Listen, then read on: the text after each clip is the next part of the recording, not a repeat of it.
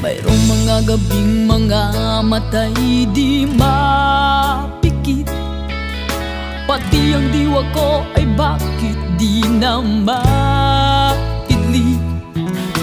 Pag-imot sa iyo'y hindi pa rin basumpungan. Sarili ay tinatanong, bakit nagkaganyan? Umasa ng anong tagal dahil akala ko ako na ang lahat-lahat para sa tulad mo.